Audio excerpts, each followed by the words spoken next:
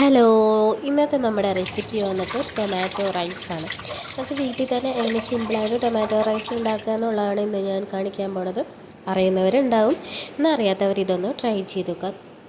തക്കാളി ഇതുപോലെ ചെറിയ കഷ്ണങ്ങളായിട്ട് നമുക്ക് അരിഞ്ഞിട്ട് മാറ്റി വയ്ക്കാം. അതിനുശേഷം നമുക്ക് ആവശ്യമുള്ള സാധനങ്ങളൊക്കെ ഞാനിതിൽ കാണിച്ചിട്ടുണ്ട്. ഇത്രയും സാധനങ്ങൾ വെച്ചിട്ടാണ് ഞാനിന്ന് ടൊമാറ്റോ റൈസ് ഉണ്ടാക്കാൻ പോകുന്നത്. ചട്ടി ചൂടായിട്ട് വരുമ്പോൾ നമുക്ക് കടുകിട്ട് അതൊന്ന് പൊട്ടി വന്നതിന് ശേഷം നമുക്ക് സ്പൈസസൊക്കെ ഇട്ട് കൊടുക്കാം. അതിന് ശേഷം നമുക്ക് സവാളയും തക്കാളിയൊക്കെ ഇട്ട് കൊടുത്ത് അതൊന്ന് വാട്ടിയെടുക്കാം.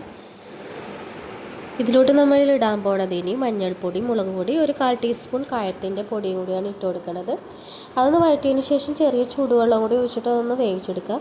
പിന്നെ വേവിച്ച് വെച്ച അരിയും കൂടി ഇട്ട് ഒരു 10 മിനിറ്റ് കൂടി വേവിച്ച് കഴിഞ്ഞാൽ സൂപ്പർ ടേസ്റ്റി ആയിട്ടുള്ള ടൊമാറ്റോ റൈസ് റെഡിയാണ്.